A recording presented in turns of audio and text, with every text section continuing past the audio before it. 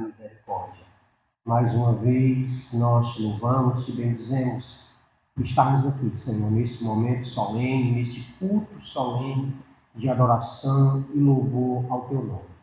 Nesse momento em especial, nós, como comunidade de fé, como Igreja do Senhor, apresentamos, ó Deus, a vida do Teu servo. Que, ó Deus, ao longo da sua caminhada, Senhor Deus, entendido o chamado missionário em sua vida. E tem, ó Deus, colocado ali os dons e os seus talentos, Senhor Deus, no desenvolvimento, no crescimento da Igreja do Senhor. Mais uma vez, que ele seja, assim como ele tem sido todos os dias, um instrumento em tuas mãos, para a glória e o louvor do teu nome. Eu oro ao Senhor, hoje e sempre. Amém. Oi. Pode falar normalmente. Tá ouvindo? Amém, então. Tá ouvindo aí? Pastor, 2 horas? Brincando. Meus irmãos, graças e paz. Acho que já é boa noite, né? Boa tarde, ainda. Boa tarde. Vamos ajustar para ver. Você prefere falar no telefone ou no microfone ou prefere falar aqui? Pode ser. Porque aqui vai captar para as caixas. E entendeu? Esse aqui é só para o... Pronto, então vamos lá aqui. Mas se você quiser usar o microfone sem fio, a gente tem. Para você poder ficar mais à vontade. Melhor? Descarregou? Descarregou? Vou pegar aqui. Então eu vou adiantando aqui. Irmãos, eu sou Giovanni, missionário na Frente Missionária de Independência, que é congregação da Igreja Mãe, da Igreja Batista em Crateús, filiada à CIBUC. Nós estamos na Frente Missionária em Independência há 1 ano e 4 meses, e Deus tem nos dado o privilégio e a alegria de servi-lo ali. E eu vou estar apresentando para vocês um vídeo que traz um resumo de tudo que nós temos vivenciado ali ao longo desses anos. Mas antes de apresentar esse vídeo, quero externar aqui a satisfação, a alegria de estar com vocês. Fiquei muito feliz nesses 10 minutinhos de carro até aqui, conversando com o pastor, e poder de cara se identificar. E enquanto ele falava e ele fazia o desafio a vocês... Obrigado, pastor. Eu vi a versão do Giovanni aqui. Esse amor por missões, esse desejo de ver a obra do Senhor avançar, esse desejo de ver pessoas envolvidas com o Senhor, esse desejo de fazer com que as coisas aconteçam, esse desejo de manter a igreja unida e fortalecida no Senhor para que a obra do Senhor avance, isso é muito bom. Que Deus abençoe essa igreja através da vida do pastor e que vocês sejam bênçãos na vida do pastor. E eu não sei vocês, mas quando eu escuto esse tipo de desafio, eu fico todo me tremendo. E eu amo quando a pessoa faz o que ele fez. Quando a pessoa leva aos membros o entendimento de que essa é uma decisão racional e não emocional. Porque quando se diz respeito à obra do Senhor, nós devemos agir racionalmente e não emocionalmente. A decisão de servir ao Senhor, de se colocar à disposição do Senhor, ela deve ser tomada, mas com racionalidade, porque você está assumindo um compromisso com Deus e com sua obra, então ela não deve ser feita de qualquer jeito, e é uma decisão que não deve ser tomada de qualquer jeito. Então, louvado seja Deus pela vida do pastor de vocês, e que vocês abracem esse desafio que ele, como instrumento de Deus, está lançando diante de vocês. Eu gostaria de apresentar esse vídeo, talvez... Quem estava aqui ontem na abertura de missões? Só para me ter uma noção. Vocês vão ver de novo, tá? Os que não estavam vão ter a oportunidade agora de ver um pouco desse resumo do nosso trabalho. E é muito bom ver esse número de pessoas aqui. E eu vou já fazer um outro desafio para vocês após esse vídeo.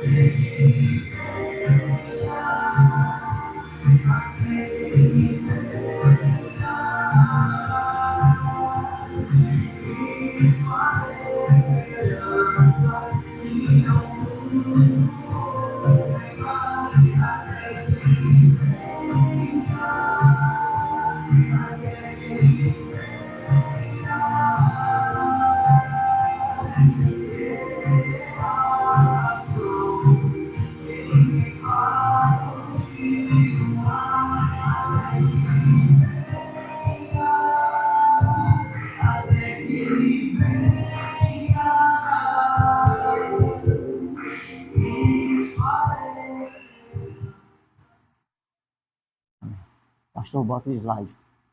O slide, viu? E isso é um resumo do que a gente tem realizado ali pela graça do Senhor na cidade de Independência. Focamos aí em algumas atividades estratégicas que a gente tem usado e eu gostaria... É o resumo.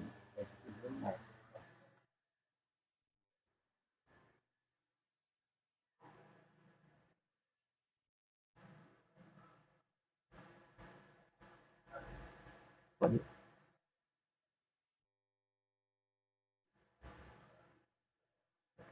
Essa é minha família, a Alzira, a Yasmin, o Joaquim. Fiquei muito feliz de saber que o pastor Joaquim é o nome do meu filho, né? Eu oro para que meu filho seja um pregador do Evangelho, para que meu filho seja um pastor e um missionário. Eu não peço outra profissão a Deus para os meus filhos, mas que eles sejam pastor, missionário, servo do Senhor. Se o Senhor quiser dar outra profissão para eles, pode dar, mas que eles usem a profissão para pregar o Evangelho e falar do Senhor Jesus. Então, quando o pastor anunciou que o pastor Joaquim ia orar por mim, eu fiquei muito feliz. Amém. Senhor, abençoa para que meu filho seja um pastor. Então, Esse é o Joaquim, é um guerreiro, 2 anos de idade, Yasmin tem 8. O Joaquim é daqueles que quando falta na igreja, todo mundo sente saudade, né? As professoras da salinha principalmente, né? E quando o irmão disse assim, Deus abençoe a professora, eu só lembrei da oração que eu faço pelas professoras da salinha, quando o Joaquim vai subindo. Então é uma bênção, muito forte. Essa é a minha família abençoada que o Senhor me deu. E nós temos uma estrutura, pode passar, pastor, por favor. Essa estrutura, quando eu cheguei, ela já estava construída, falta terminar apenas a sala, a gente fez apenas alguns ajustes, reforma na parte externa do templo, pintamos, mudamos a placa, colocamos a identidade da nossa visão na placa da igreja. Não sei se dá para visualizar, mas lá em cima tem uma igreja relacional, a ideia de trabalhar o relacionamento com Deus e com o próximo. Então, era uma igreja que quando a gente chegou, tinha poucas pessoas, nossa recepção foi 5 irmãos ali, quando nós chegamos para assumir o trabalho, e muitos irmãos dispersos por conta da pandemia, por conta da frieza espiritual, muitos irmãos que não concordavam com a visão anterior, então isso dispersou o grupo. E eu cheguei com relatórios muito negativos em relação à congregação.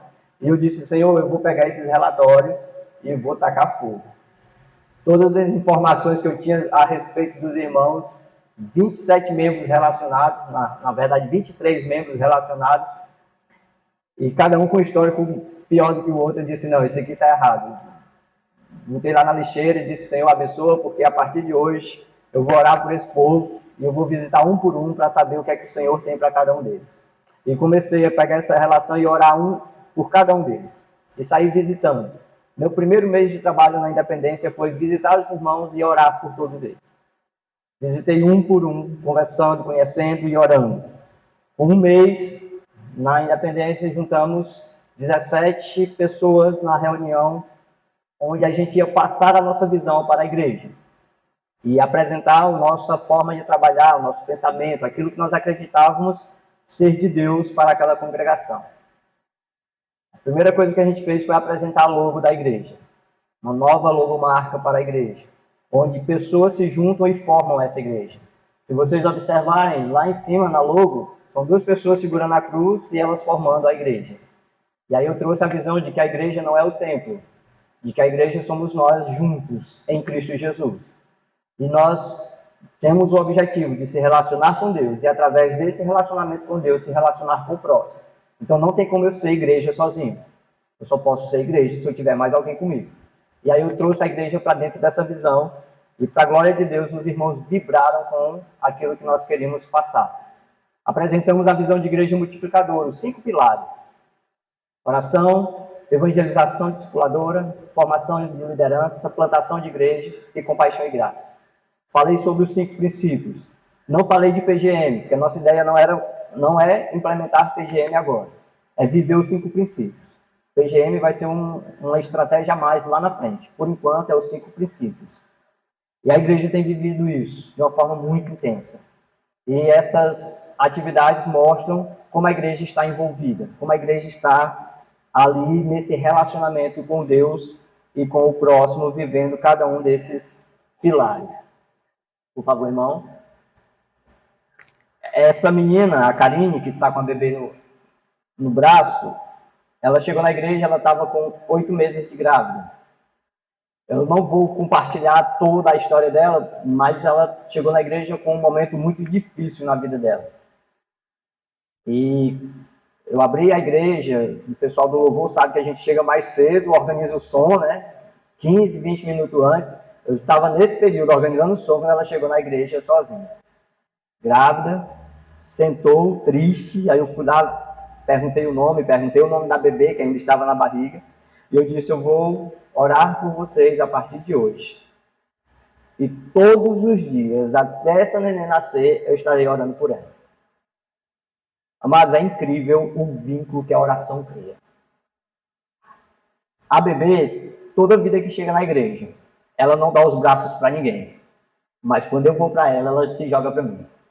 É incrível o poder da oração.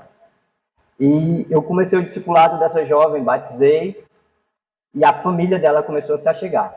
Cunhada, irmãos, vizinhos, e foi chamando. Eu sei que Estão todos aí que foram se achegando após o nosso momento de discipulado com ela. A cunhada dela via eu dando estudo para ela. E aí ficava com dúvidas, ia tirar com ela. O que ela não sabia, ela me ligava, eu explicava e ela explicava para a cunhada. Assim foi até que eu comecei a dar um estudo para a cunhada dela. A cunhada dela se converteu, estamos preparando para o batismo. Então Deus tem sido maravilhoso. Aí eu botei esse título, são frutos que geram frutos. Agora, todo esse contexto aí está dentro de oração, relacionamento discipulador, formação de liderança. Porque quando eu trouxe ela para perto, eu disse, eu vou lhe capacitar para que você pregue para outros. Não faz sentido eu treinar você e eu ir lá pregar. É bom que você pregue. E aí ela tem feito isso.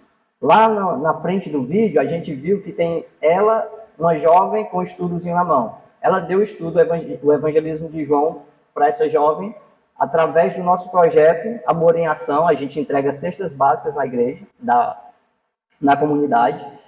E com essa cesta básica, a gente tem acesso às famílias e a gente dá estudo, visita, ora com essas pessoas, participa da vida da pessoa. E ela está acompanhando essa jovem até hoje.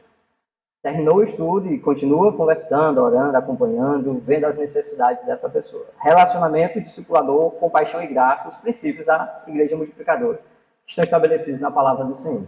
Se vivermos isso, a igreja avança de uma forma extraordinária. E aí é o nosso projeto, Deus nos deu, e aí eu digo nosso com muita propriedade, porque não é meu, foi Deus que deu para a sua igreja, e a igreja tem feito isso. Nós recebemos todo mês 15 cestas básicas. Dessas 15, 5 eu envio para o interior, onde eu estava pastoreando antes de ir para a Independência. E lá o missionário distribui na comunidade, a Igreja Batista em Montenegro. E as outras 10 a gente cadastra famílias. A família passa 4 meses no projeto, onde a gente vai visitar semanalmente essa família, oferece estudo bíblico. Se a família não quiser, não tem problema, ela vai continuar sendo assistida do mesmo jeito. E a gente faz isso não com a intenção de trazer pessoas para a igreja, mas para mostrar o amor de Deus na vida das pessoas. Então, mesmo que a pessoa não queira o estudo, mesmo que a pessoa não queira a oração, a gente continua acompanhando, cuidando da vida dela até encerrar o período. E agora, Giovanni, quando a pessoa cria vínculo com a igreja, a gente mantém ela no projeto. E assim temos 4 famílias lá que estão sendo, desde a primeira etapa, que estão lá no projeto, porque não conseguem cortar o vínculo. São pessoas que estão orando com a gente, estão visitando, sendo visitadas, sendo acompanhadas, pessoas que amam a gente, então não tem como cortar esse vínculo. Agora é pregar o evangelho, orar para que Deus alcance aqueles corações. E aí nós temos feito isso com esse projeto. E o Adriano, com a sua esposa Janaína, foram alcançados através desse projeto. Esse casal que está ao lado deles é o Ricardo e a Clívia, são os discipuladores. Cada casal assume uma família e eles são os responsáveis por essa família. Eles vão buscar, eles vão deixar, eles visitam, eles fazem um momento de lazer com essa família. É uma interação muito forte. E aí, dúvidas bíblicas, eles tiram com ele. Quando ele precisa de ajuda, tira comigo. E é assim. E tem sido dessa forma que a gente tem conduzido. E aí a gente destacou o Adriano com a esposa e a família, porque eles têm uma realidade muito difícil. Eles moram nessa casa de taipa, é a única casa de taipa do bairro. Está caindo. Foi um favor que a mãe dela fez. Eles estavam morando no fundo da casa da mãe dela. A neném nasceu, o espaço ficou ainda menor, e aí ela ofereceu essa casa porque era o que ela tinha. Ela disse, não é uma casa, mas dá para vocês ficar debaixo. E aí eles não tinham para onde ir, foram morar nessa casa. E lá estão vivendo. Eu expliquei ontem para os irmãos que ele roda 24 quilômetros de bicicleta para ir trabalhar, para ganhar R$200 por mês. É 12 de ida, pedalando, sair 4h30 da manhã e 12 de volta, porque tem que voltar para casa. E aí é no final da tarde. E para ganhar R$200, isso é uma exploração. É pior do que a escravatura isso, né? Porque no contexto que a gente vive hoje é muito pior do que a escravatura. E aí a gente traçou algumas estratégias para tentar ajudá-los. Ela recebe o auxílio do governo, E aí a gente vai com a cesta básica, às vezes o Ricardo leva algo a mais, e às vezes a igreja dá algo a mais, a gente vai tentando ajudar de toda forma. Porque quando a gente olha para o Adriano, vocês não conseguem dimensionar a integridade desse homem. Mesmo com toda a dificuldade dele, mesmo com todos os problemas financeiros que ele tem, é um homem íntegro. Não é aquela pessoa que se escora, que fica esperando as coisas cair do céu. É um trabalhador de verdade. E aí dá gosto ajudar uma pessoa como essa. E aí a gente tem sonhado muitas coisas para eles. A primeira deles é realizar o casamento deles. Glória a Deus, nós já estamos com o dinheiro do casamento deles. A gente foi no CRAS, que tem um casamento gratuito, né, pelo governo, e aí a gente foi lá, botou o nome deles nessa relação. Aí eu perguntei à moça lá, tem quantos aí na fila de espera? Só é 3 casamentos por mês. Então até dezembro não tem mais vaga. E ele é o segundo da fila de espera. Eu disse, meu Deus, eu não vou esperar isso tudo não. Eu quero batizar esse povo, eu não vou batizar esse povo vivendo junto, eles têm que casar, eu vou casá-los. Aí organizamos, falei com a igreja, irmãos, vamos pagar esse casamento? Cada um dá o que puder.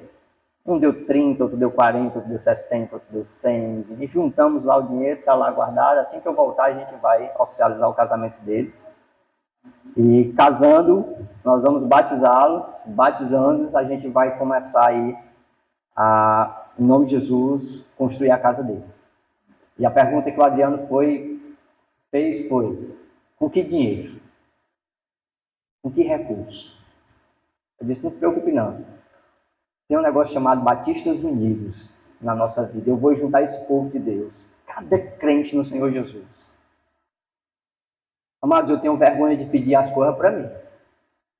Mas para os outros, para a obra do Senhor, eu não tenho um pingo de vergonha. Para mim eu tenho vergonha, mas para a obra de Deus, nós vamos correr atrás de cada irmão. E nós vamos levantar esse recurso para construir sua casa. E aí a gente começou, orando, Tiago foi, visitou, fez a filmagem com eles, eu disse, pronto, o Senhor já abriu a porta que eu queria. Eu não ia chegar aqui na igreja Betel, do nada, e dizer, o Adriano está precisando de uma casa. Deus abriu a porta certa, no momento certo. Campanha de missões estaduais, eles são tema da campanha, a história deles motivou a igreja a trabalhar, então, esse é o caminho. O Senhor abriu a porta, agora é só ir visitar, mostrar, contar, esperar que o Espírito Santo de Deus trabalhe no coração dos irmãos, que os irmãos entendam a chamada de Deus e liberem as finanças para a gente poder construir essa casa. E assim fizemos, estamos aqui anunciando esse trabalho, esse projeto, pedindo muito mais do que o financeiro, mas pelas orações de vocês, porque essa família, ela causa um impacto no bairro que ela mora. No dia que eu estava dando o primeiro estudo desse casal, a cunhada dela, que mora do lado dela, disse assim, é perca de tempo. Os crentes estão perdendo tempo com esse povo. Isso é uma causa perdida. Eu olhei para ela e eu disse, eu vou te mostrar o tamanho do meu Deus e o que Ele pode fazer na vida de uma pessoa. E Deus tem agido poderosamente na vida deles, para a glória do Senhor. E Ele vai continuar fazendo. E aí, essas são as fotos da casa dele. Esse ali é o fogão. Eu creio que a maioria aqui tem fogãozinho elétrico, né? Gásinho, aperta lá o botãozinho, resolvido. Olha o fogão deles. Parece de 70 anos atrás, né? Antigo, além. Amados, eles não têm geladeira. A geladeira que vocês viram no vídeo serve de armário. Eles não têm banheiro. Não tem banheiro, gente. Ela toma banho na cozinha. Porque não tem banheiro. Se ela for tomar banho no muro, o pessoal que passa por trás, a cerca, vê eles tomando banho. Eles tomam banho na cozinha. Eu não estou falando isso para comover vocês, não. Eu estou contando a realidade deles. Até porque eu gosto que as pessoas ajam racionalmente, entendendo o que é que estão fazendo. Então aí nós temos uma realidade que eu tenho certeza que vocês jamais pensaram que numa época como essa tivesse gente vivendo assim ainda. Por isso que eu botei o título Casa Digna. Porque eles não têm o básico, gente. Casa, uma moradia digna, educação, não tem o básico. Um banheiro para fazer suas necessidades. Isso é o básico, é o mínimo que uma pessoa precisa ter. Eles não têm. E quando eu vi a realidade deles, eu chorei, me emocionei muito e disse: Senhor, eu não vou deixar teus servos viver dessa forma. Não vou. Eu não me conforto. Está lá numa casa forrada, a chuva caindo no telhado e eu tranquilo e meu irmão passando por isso. Eu não vou deixar. E eu espero que, unidos, nós, não eu, mas nós, consigamos construir essa casa. Porque eu tenho certeza, em nome de Jesus, que quando essa casa estiver construída, não vai ser o nome do Giovanni que vai estar lá.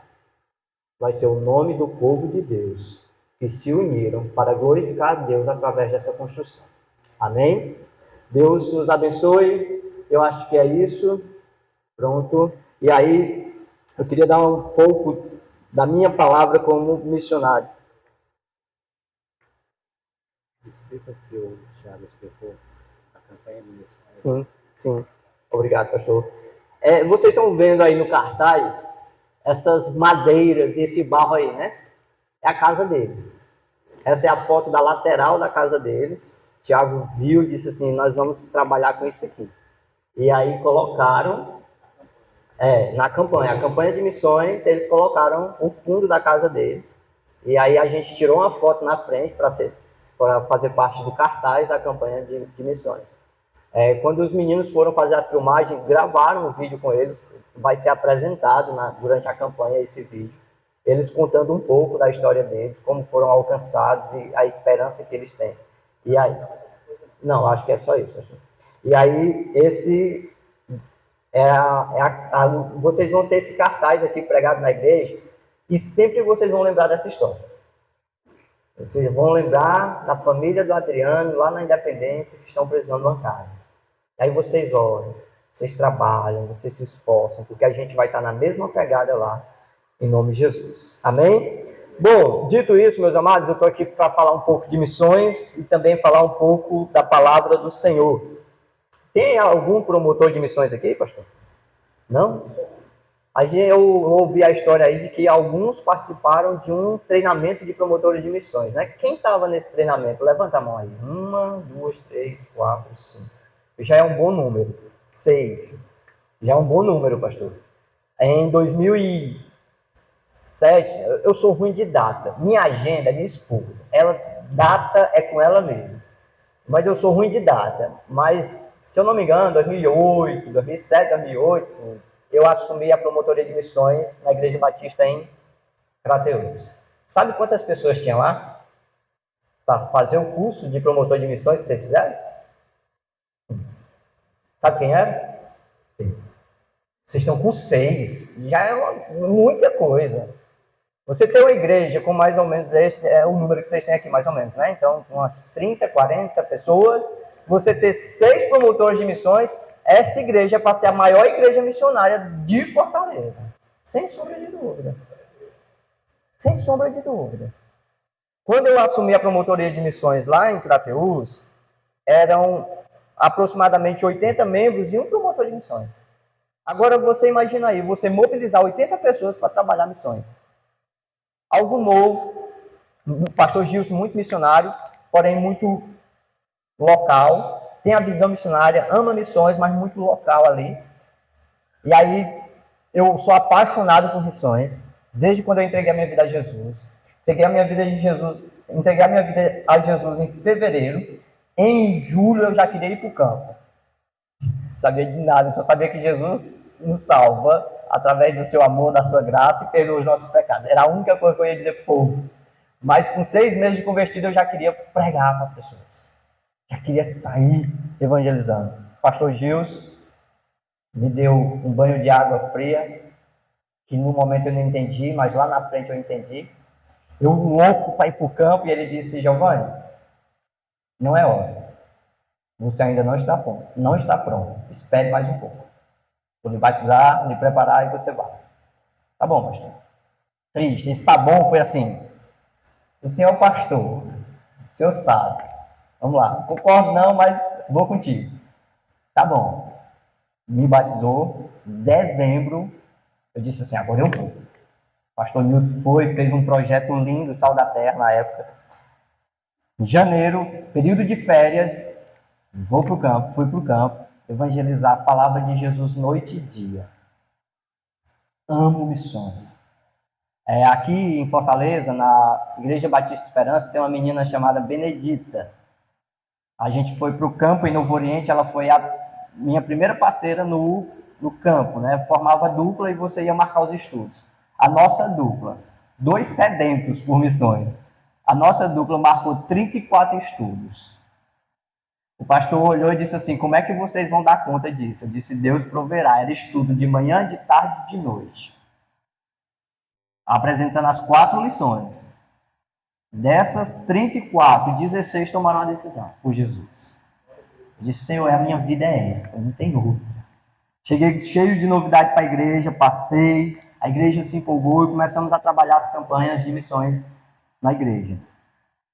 Tivemos altos e baixos, nem tudo são flores. E quando você se envolve, promotor de missões, quando você se envolve com a obra do Senhor, você tem que estar disposto a abrir mão de muita coisa. Principalmente da vergonha, do medo e das dúvidas. Porque quando nós se envolvemos com a obra missionária, nós nos tornamos totalmente dependentes de Deus.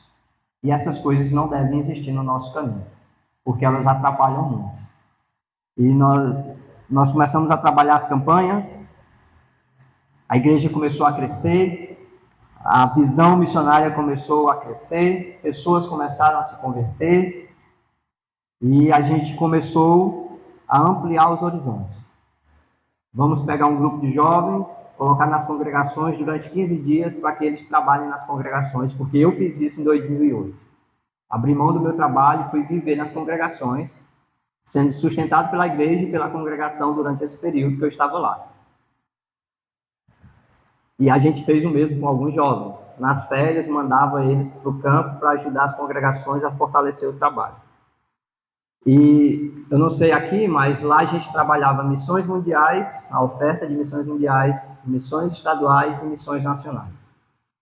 E chegou um tempo que a igreja não tinha mais recursos financeiros. E aí começaram a querer cortar algumas campanhas.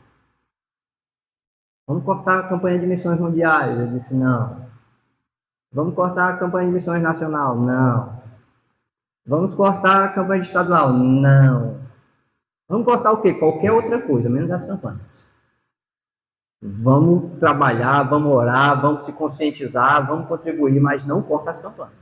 Corta os gastos, diminui qualquer coisa, menos as campanhas. E aí eu orei, eu disse, Senhor, não deixa a tua igreja regredir. A gente conseguiu trabalhar as 3 campanhas no ano, não deixa a gente regredir. Me dá estratégias, me mostra, faz alguma coisa para que eu possa trabalhar com esse povo.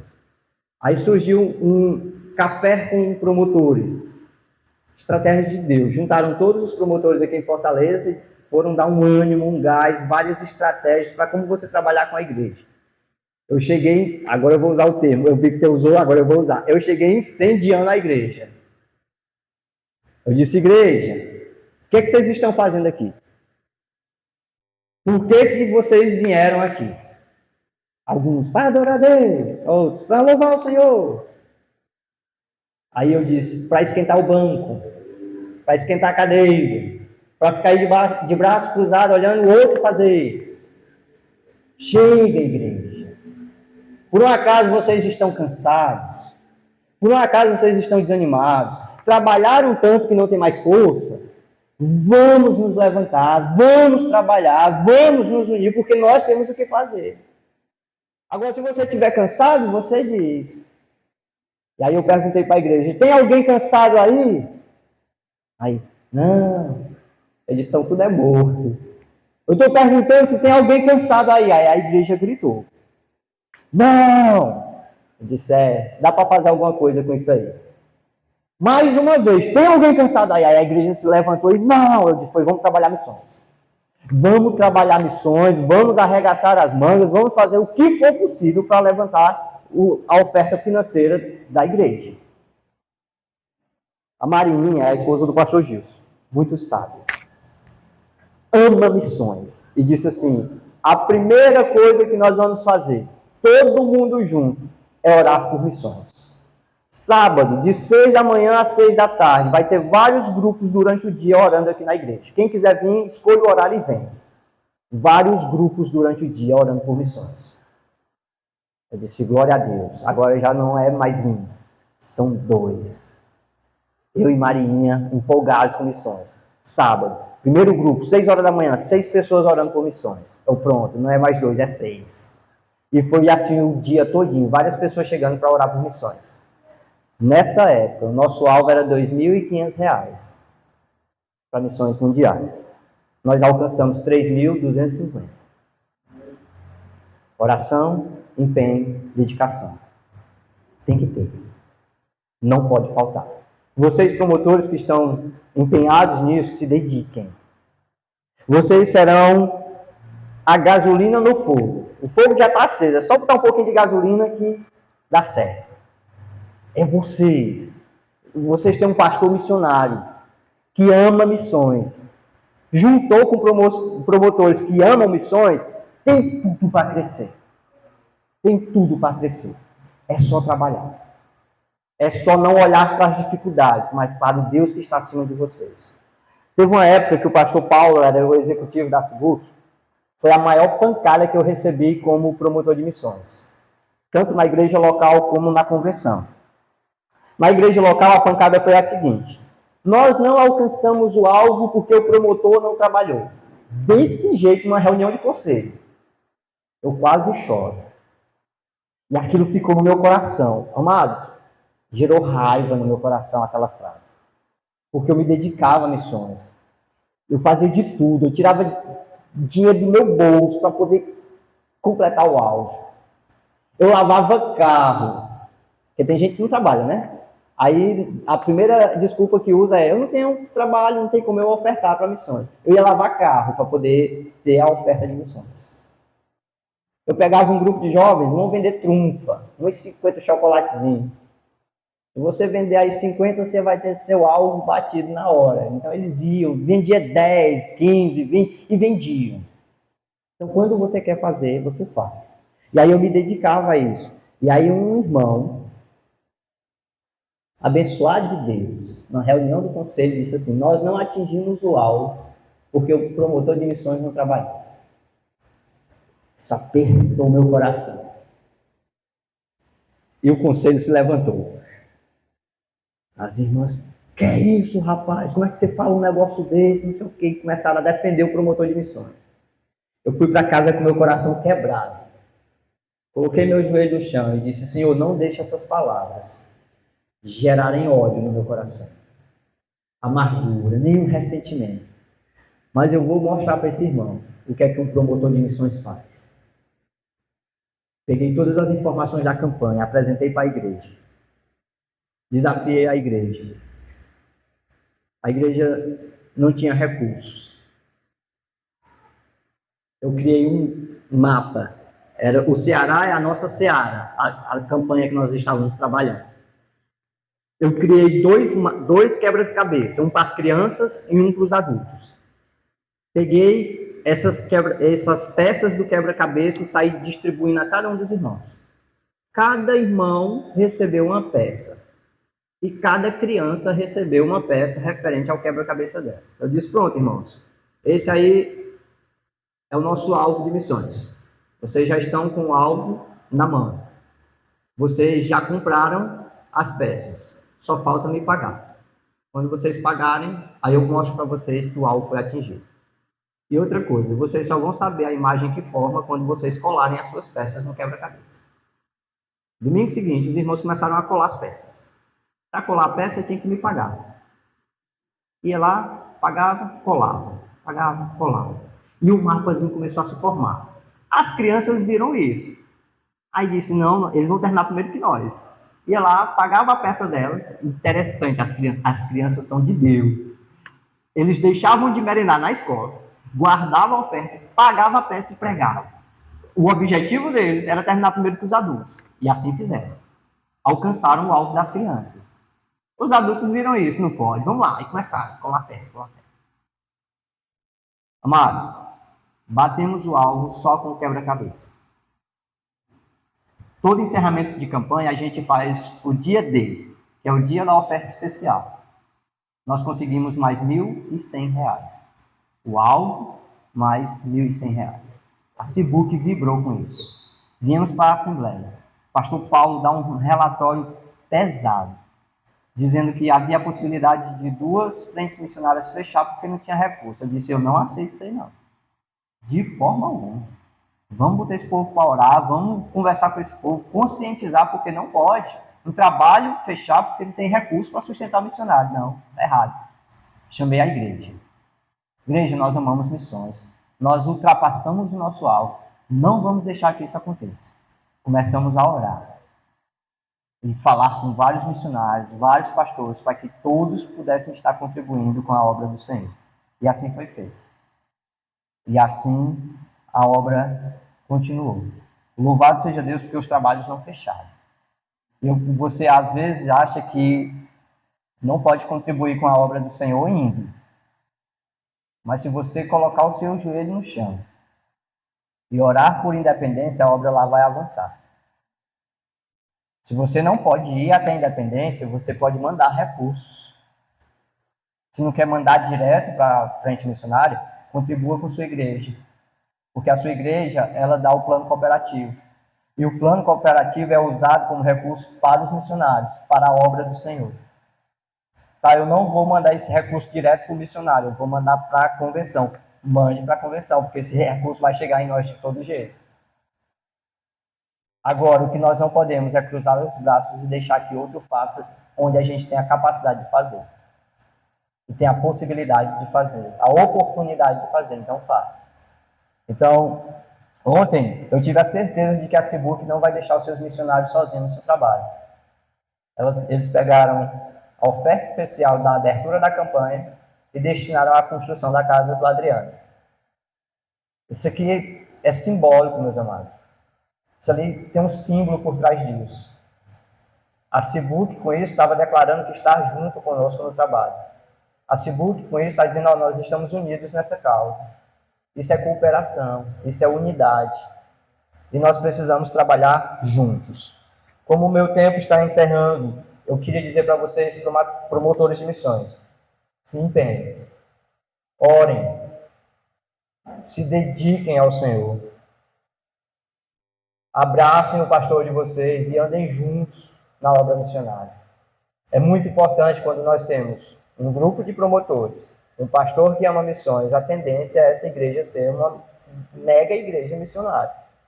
Quando eu estou falando em mega igreja, eu não estou falando de estrutura. Porque hoje eu tenho uma estrutura menor do que essa, mas eu tenho uma mega igreja. Agora, por quê? Porque tem visão. A gente tinha 2 opções. Pedir recursos para terminar a nossa sala das crianças, que vocês viram no vídeo, que está daquele jeito, vai continuar assim até onde Deus quiser. Ou pedir recursos para a casa do Adriano. Se eu fosse um pastor que estivesse preocupado com a estrutura do templo, eu ia terminar a sala das crianças. Mas eu não estou preocupado com a estrutura do templo, não. Nós já temos uma estrutura que acomoda as pessoas tranquilamente. Tem cadeira, tem ventilador, tem luz, tá bonitinha, pintadinha, e é o suficiente. Vamos cuidar de vidas. Vamos ajudar as pessoas. Vamos propagar o Evangelho com compaixão e graça, se dedicando a essas pessoas. Os irmãos sabem lá que eles podem ligar para mim qualquer hora. Qualquer hora. Eu vou com a maior satisfação. Porque Cristo fez isso por mim. Cristo me amou sem reservas.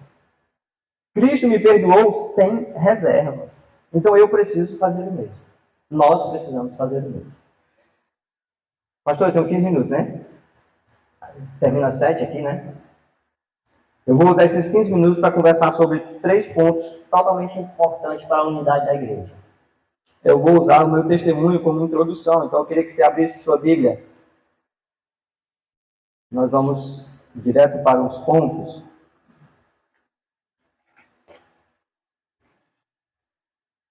A igreja, ela deve ter Cristo como o centro da sua unidade. Vocês querem ser unidos? Eu vou mostrar uma coisa bem interessante. Esse lado aqui, vocês vão ser um. Esse lado aqui, vocês vão ser o 2. Quando eu disser 1, vocês batem uma palma. Quando eu disser 2, vocês fazem assim, ó. 2 vezes. 2 estalar de dedos, tá? 1, 2. 1. Melhorou. Percebeu a diferença? 2. Tá fraco, não tá? Vamos trocar? Agora é assim, ó. Vocês são 1, bate uma palma. Vocês são 2 estalar de dedos. Eu quero ouvir esse som aqui em cima. Então aí é com vocês, eu não posso fazer nada. Vamos lá. 1. Não é. 2. Tá indo. 1. 2. Dá para melhorar aqui? O que vocês têm que fazer para melhorar o som? 1. Aqui tá bom? 2. Melhorou. 1. 2. 1. 2. 1. Ó, tá quase acertando. Sabe quando é que eles vão conseguir acertar? 1. 2. 1. O que é que eles esperaram para melhorar o som? A voz de comando. Se tiver quem comande pessoas para trabalhar com missões, vocês vão trabalhar com missões. Se houver empenho, haverá unidade. E a voz de comando da unidade da igreja é Cristo Jesus. Tem que ele ser o centro dessa unidade. Se todos vocês ouvirem o que o Senhor Jesus diz, sabe o que é que vai acontecer? Olha só, todos são um agora. Um único som. Uma única voz. Uma única visão. Uma única missão. Se todos estiverem conectados com Cristo. Não há unidade se houver desconexão com o Senhor Jesus. Se todos estiverem ligados a Cristo, todos estarão unidos. Permaneçam em mim, João 14,15, do 4 ao 5 vai dizer, permaneçam em mim, e eu permanecerei em vocês. Nenhum ramo pode dar fruto por si mesmo, se não permanecer na videira. Vocês não podem dar fruto se não permanecerem em mim. Eu sou a videira, vocês são os ramos. Se alguém permanecer em mim e eu nele, esse dá muito fruto, pois sem mim vocês não podem fazer coisa alguma. Bíblia. Jesus está dizendo, querem fazer alguma coisa? Se conectem comigo. Tem que haver essa conexão com Cristo. Cristo é o cabeça da igreja, ele conduz a sua igreja, ele aponta o caminho, ele mostra, ele diz o que vocês têm que fazer. O nosso papel como servos do Senhor é só obedecer.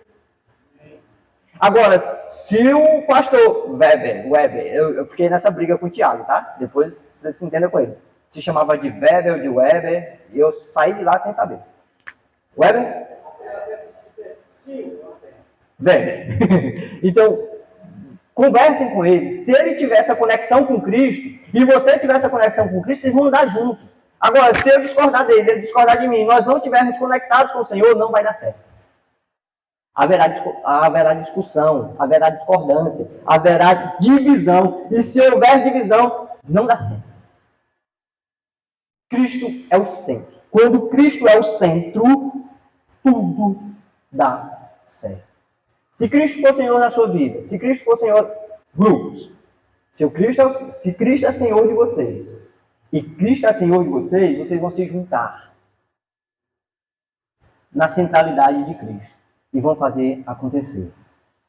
Agora, quando há divisões, eu sou de Paulo, lembra desse texto? 1 Coríntios, capítulo 3?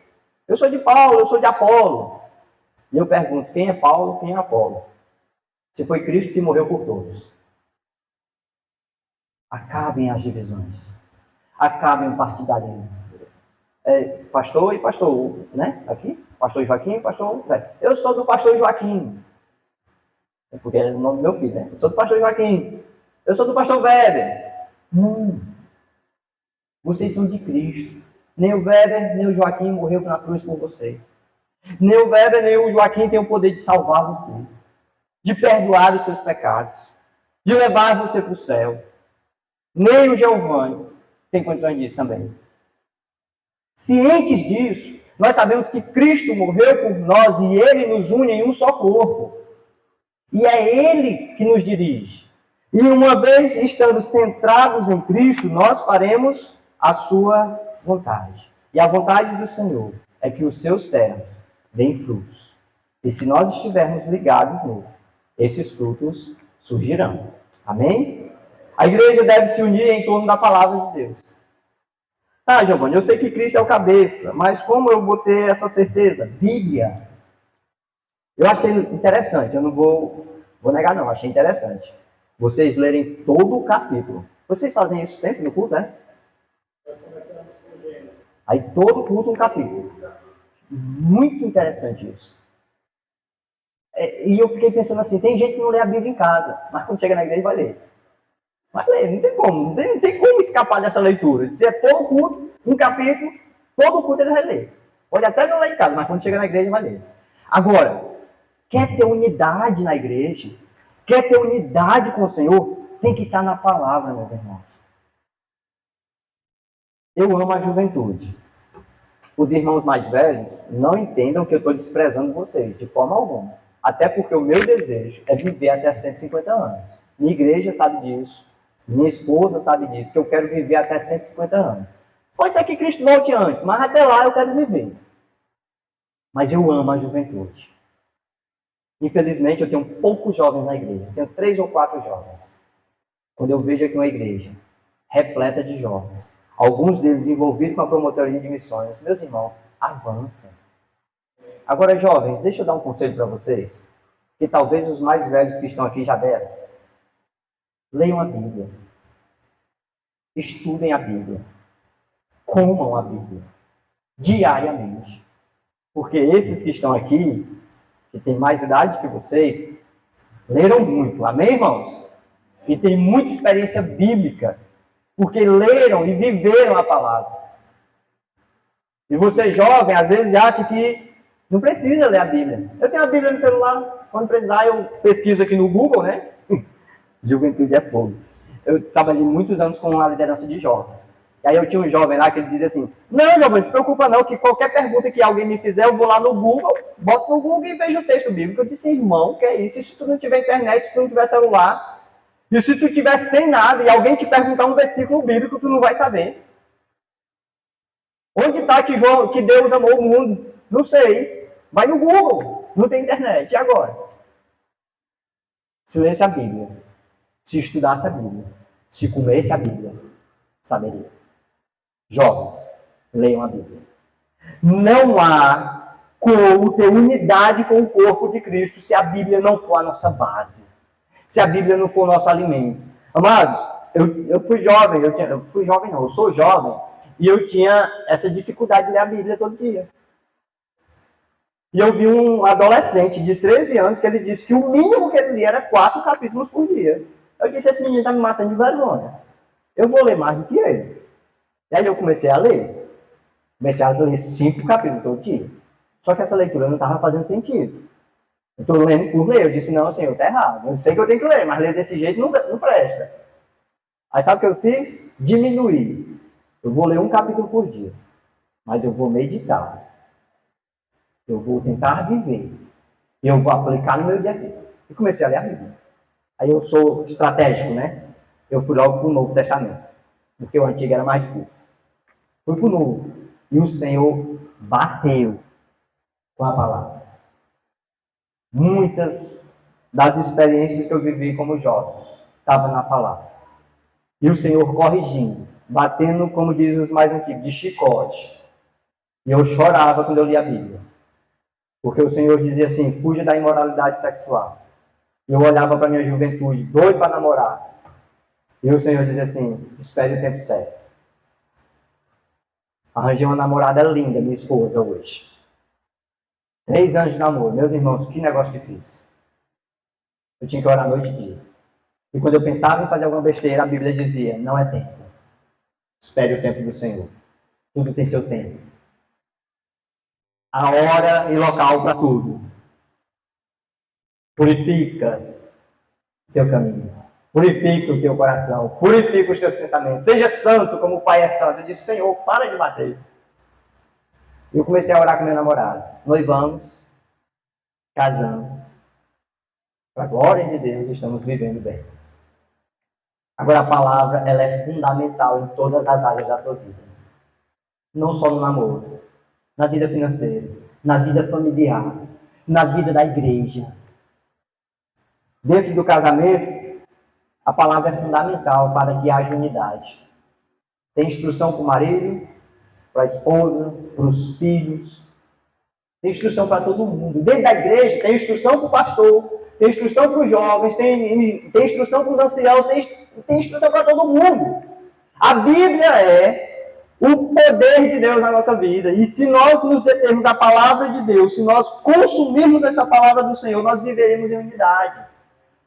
O povo de Deus tem que estar unido em todos os aspectos, e para isso nós precisamos meditar na palavra do Senhor. Não tem como ter unidade, não tem como estarmos juntos se a palavra do Senhor não for o centro. Tem que ter Bíblia, tem que ter palavra. Nós precisamos estar vivendo essa palavra. Tiago 1,22 vai dizer assim: tornai-vos, pois, praticantes da palavra e não só ouvintes. Quando o Tiago diz isso, amados, nós temos que pensar que vai ter momento que um irmão vai pisar no teu pé e tu vai ter vontade de dar um chute nas pernas dele. Mas aí na palavra tem assim: não retribua o mal com o mal. Retribua o mal com o bem. Vai ter um irmão que vai te magoar e na palavra vai dizer assim: perdoa. Aí você vai olhar para o seu pastor e vai dizer assim: eu estou jogando para o pastor se vira aí. Vai olhar para o seu pastor e vai dizer: ei pastor, esse cara já está com a 10ª vez que me magoa, e aí eu vou ter que perdoar ele quantas vezes? O que a Bíblia diz? 70 vezes 7 por dia. Faça as contas aí. Todo dia você vai ter que ter perdão. Vai ter que ter perdão. Aí se você não quer fazer a conta, imagine assim: tá, se eu não perdoar ele, o Senhor não vai me perdoar. Está lá em Mateus. A palavra do Senhor nos diz que perdoai as ofensas uns aos outros, para que vocês também sejam perdoados. Ixi, quer dizer que se eu não perdoar... Como é o nome do irmão de verde? Teu irmão... Como é teu nome? Elvis? Kelvis. O Kelvis, sei lá, eu dei um chute nas pernas dele, ele ficou magoado. Aí eu disse assim: ei, me perdoa. Ele: não. Aí sabe o que é que eu digo para ele? A Bíblia diz que se tu não me perdoar, o Senhor não vai te perdoar. Se ele quiser unidade, o que é que ele vai fazer? Perdoar. Amados, quer o perdão de Deus? Quer a unidade da igreja? Perdão. Não tem como ter relacionamento com Deus sem relacionamento com o próximo. Por isso que a nossa visão de independência é: se relacione com Deus e se relacione com o próximo, porque está ligado. O meu relacionamento com Deus depende do meu relacionamento com você. Isso é bíblico. Não tem como eu amar a Deus sem te amar. Não tem como eu receber o perdão de Deus sem te perdoar. Para a unidade na igreja, para que a igreja seja uma, ela tem que ter essa disposição de perdão. Eu não sei como é que está a sua vida familiar, mas se está brigado com o esposo, é hora de perdão. Está brigado com a esposa, é hora de perdão. Está brigado com os filhos, é hora de perdão. Está brigado com o irmão, é hora de perdão. Está com raiva do seu pastor, senta que vai conversar e é hora de perdão. Não tem como haver unidade na igreja sem perdão. E isso é a palavra de Deus que diz. Muitas pessoas têm andado divididas, separadas, porque a base não é a Bíblia. Porque a base não é a palavra. Se a base for a palavra, vai haver unidade. Agora, se o que une vocês aqui hoje é a placa da igreja, na primeira discussão, vocês se separam. Agora, se o que une vocês é Cristo e a palavra, vocês vão se entender, vocês vão resolver e vocês vão dizer: vamos com a nossa unidade glorificar o nome do Senhor. Amém? E por último, meus irmãos, estou correndo aqui porque o tempo está gritando aqui para mim. A igreja deve buscar sempre a reconciliação. Meus irmãos, Lucas, capítulo 17, eu queria que vocês lessem esse texto comigo. Lucas 17, do 3 ao 5. Eu vou ler na versão NVI, talvez seja diferente de algumas. Lucas, capítulo 17,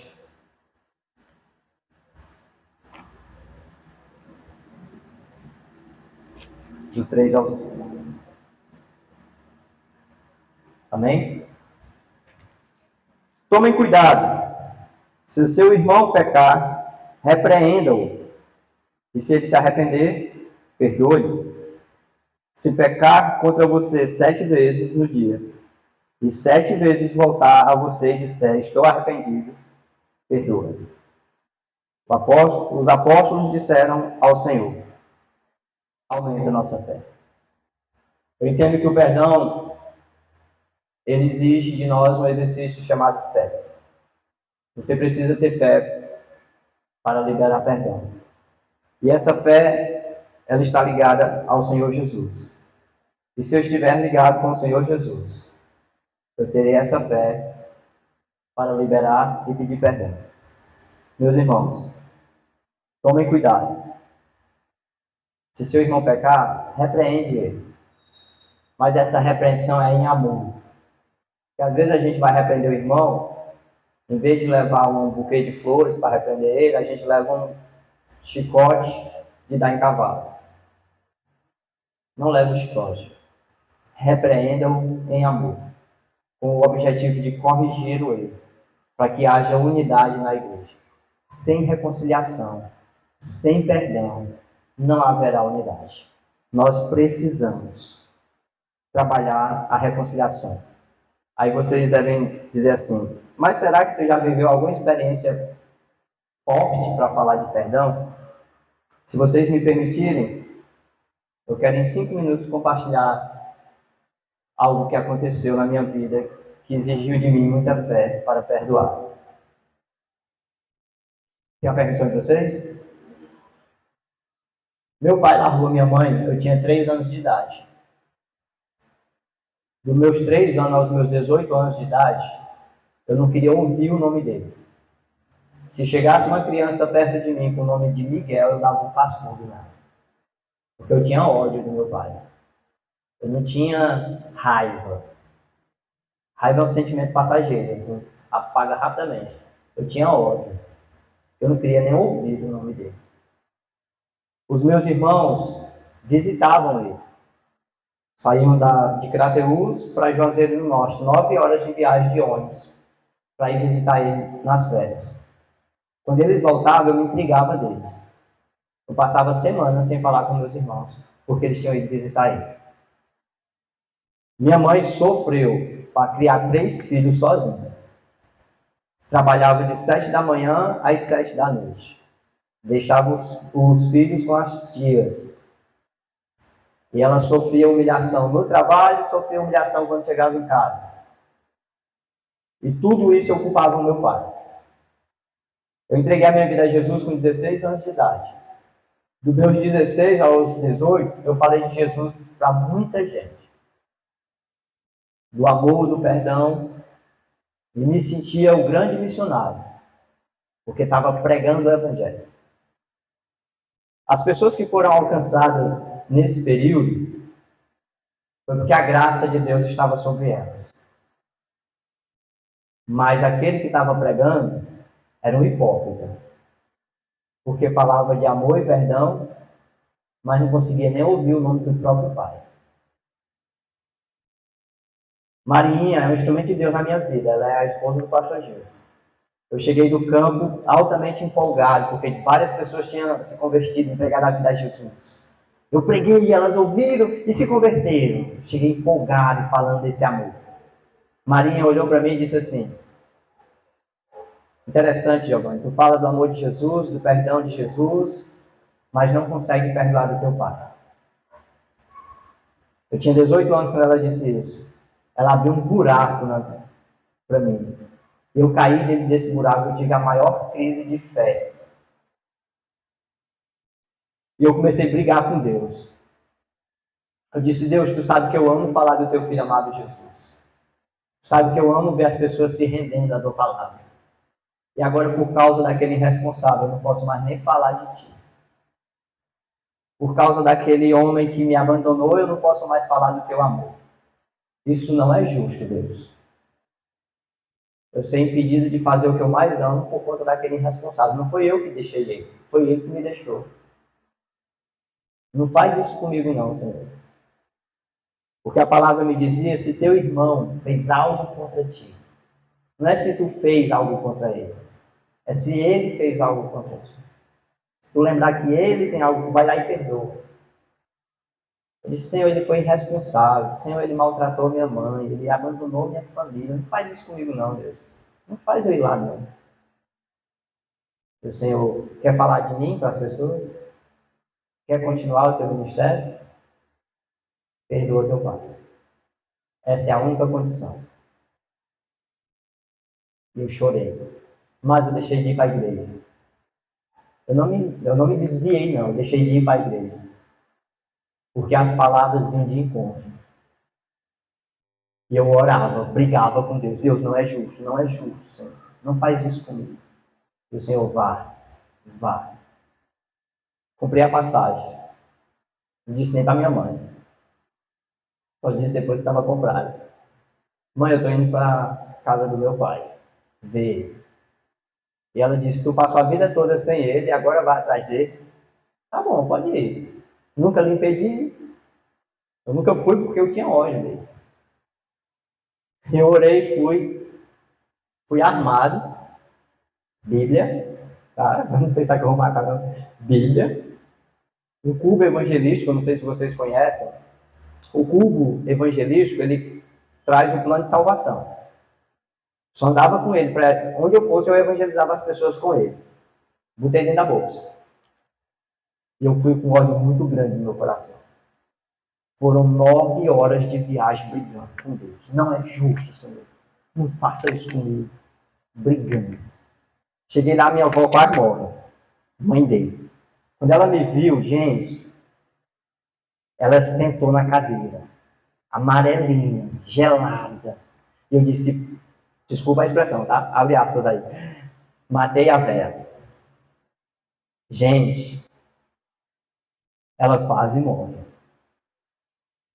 E eu, minha senhora, pelo amor de Deus, se acalme, que eu não vim aqui fazer nada não. Ela pensou que eu tinha que matar meu pai. Porque meus irmãos sempre foram. E quando meus irmãos iam, eles contavam que eu tinha ódio do meu pai. Então ela achou que eu tinha ido para fazer a besteira lá. Eu disse, não, mulher, não vim fazer isso não. Aí contei tal a história. Quando dá 11 horas, ele passa na estrada, lá no interiorzinho, ele passa na estrada e ela tá ali, ele, seu pai. E aí eu fui, fiquei frente a frente com ele, mais ou menos 1 metro de distância. Eu perguntei assim, o senhor sabe quem sou eu? Ele disse, eu sei. É o meu filho, Giovanni. Ele tinha me visto com 3 anos de idade. Mas ele reconheceu o olhar, a voz, e sabia que era eu que estava ali. Gente, eu confesso que na hora eu não sabia se eu dava um murro ou se eu abraçava. E eu disse para Deus, Senhor, a minha vontade é de dar um murro neste homem. Mas ao mesmo tempo eu queria abraçar. Porque eu lembrei o quanto eu sofri por não ter um pai. E eu queria abraçar. E eu queria dar um murro. Aí eu vi a carne e o espírito lutando. Uma batalha medieval ali. E aí eu abracei ele. E eu chorei como uma criança. O abraço que eu sempre esperava do meu pai, nunca tive. Fui para a casa dele. Botaram a mesa, orei pela refeição, e aí ele já se tocou que era um crente que estava ali.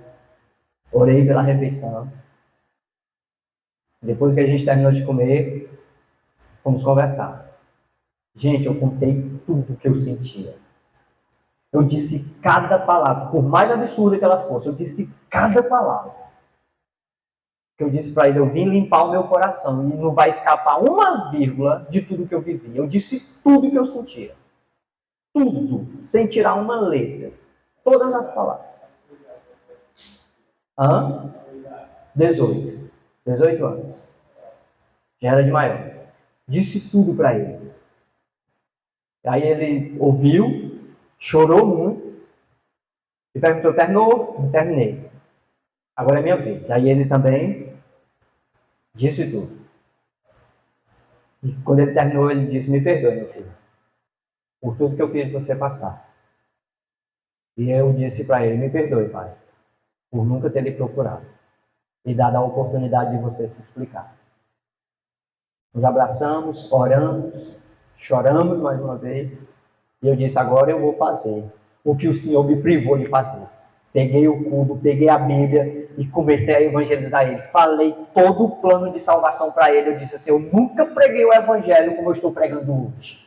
O coração totalmente limpo, liberado. É como se o Senhor abriu as portas e dissesse, vai meu filho, que agora é a tua vez. E aí eu falei de Jesus com tanta paixão, com tanta liberdade, com tanta verdade, que eu disse assim, Senhor, muito obrigado por me trazer aqui. Meu pai não entregou a vida a Jesus. Agora, pasmem por quê? Sabe o que foi que ele disse para mim? Filho, eu sei que Jesus morreu na cruz pelos meus pecados. Eu sei que para ir para o céu eu preciso pedir perdão a ele. Mas eu sei que para pedir perdão a Jesus eu preciso perdoar o seu tio. Ele tinha uma briga com o tio dele. E se para perdoar o seu tio, se para ir para o céu eu preciso perdoar o seu tio, eu não vou para o céu. Pasmem, irmãos. Você libera perdão para ouvir um negócio desse? Você fala de Jesus que perdoou todos os nossos pecados, a pessoa diz um negócio desse, eu disse, Senhor, eu já fiz o que eu tinha de fazer, esse é teu, te vira aí com ele. E voltei para casa. E o Senhor me deu liberdade e autoridade para falar de perdão. Quando minha filha nasceu, primeira neta dele, de 12 filhos que ele tem, primeira neta dele, fui lá, levei, apresentei. Minha filha ama ele, nem tem muito convívio. Meu filho nasceu, apresentei para ele. Relacionamento, ele liga para mim, eu ligo para ele. Acabou o ódio. Houve perdão. E eu tenho liberdade para falar de Jesus onde quer que eu vá, do seu amor e do seu perdão. Por quê? Porque houve reconciliação. Quer falar de Jesus? Quer ter unidade na igreja? Quer ter unidade no corpo de Cristo? Reconcilie-se. Reconcilie-se e perdoe. É necessário. Deus abençoe vocês com essa palavra.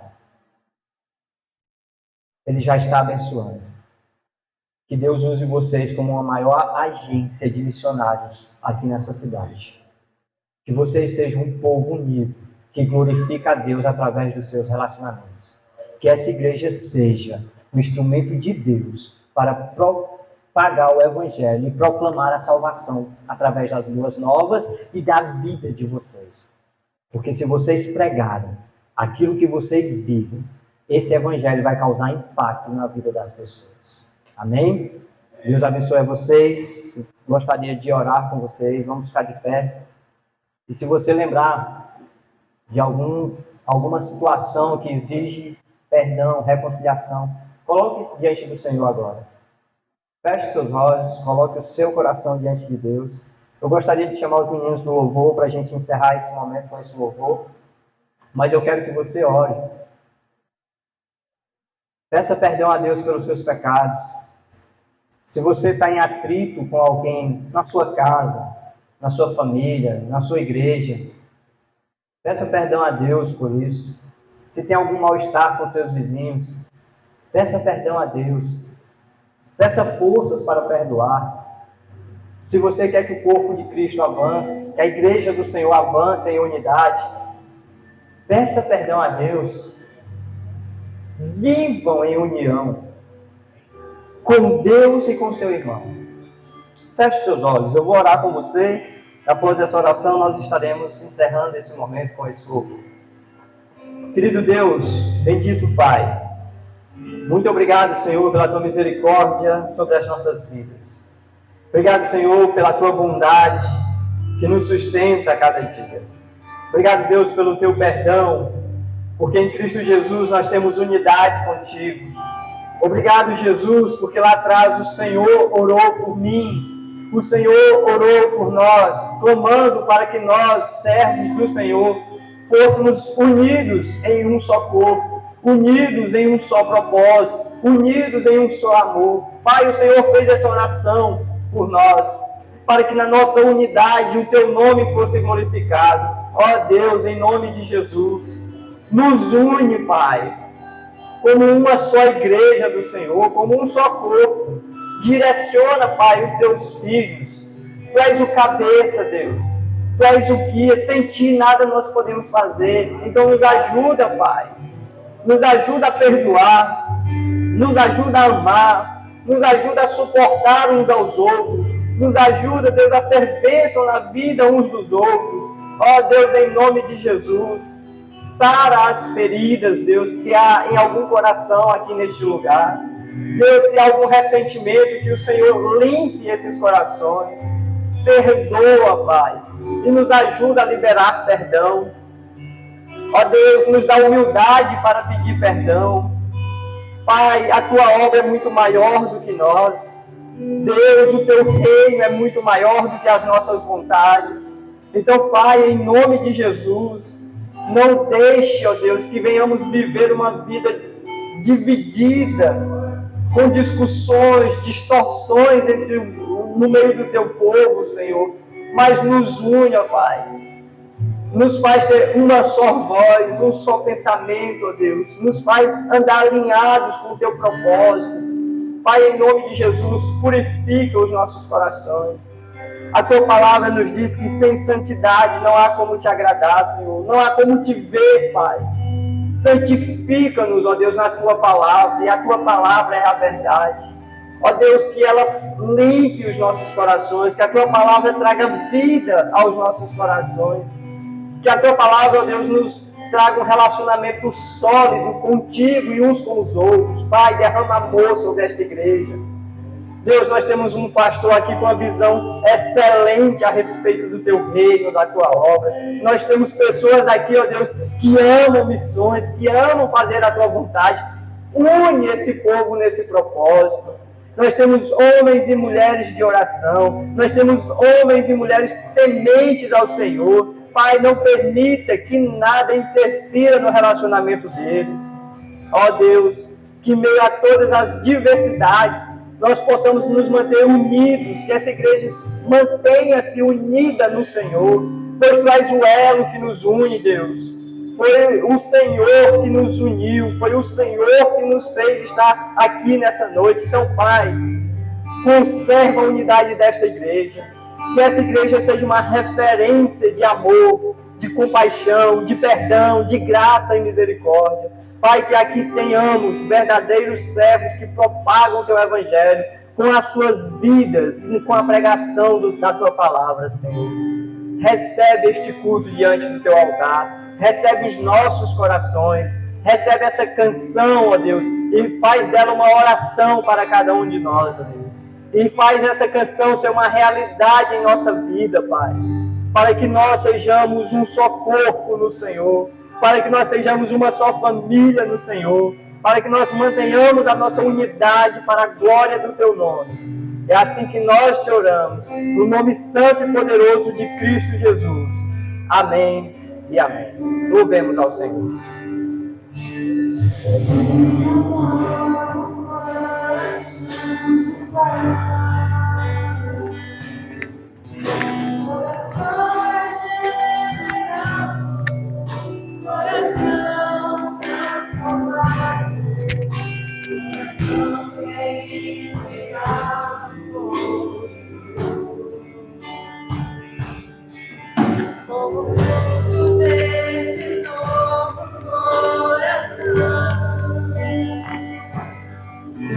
Eu declaro a paz de Cristo, te abençoo, meu irmão.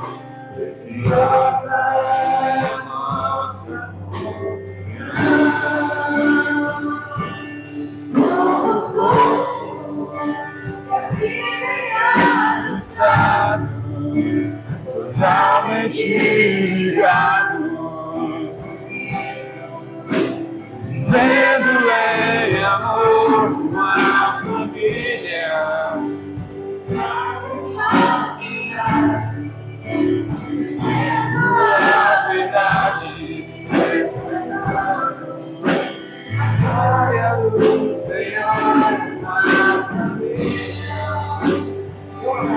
compromisso, grande amor de Cristo, eu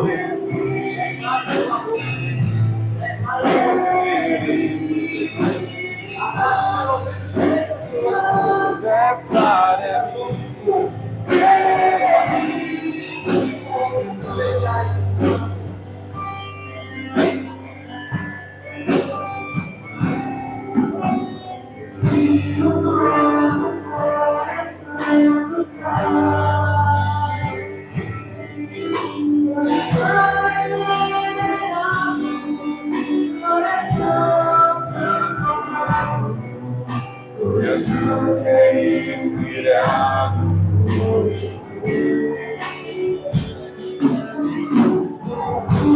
Nesse novo coração, declara a paz de Cristo, este abençoa meu irmão. Preciosa é a nossa comunhão. Somos corpo, se bem ajustados, totalmente ligados, em amor, uma família, cidade, a verdade, expressando glória do Senhor, uma família, vendo o compromisso, o grande amor de Cristo. Eu preciso de ti, querido, precioso és para mim, querido. Eu preciso de ti, querido, precioso és para mim, querido.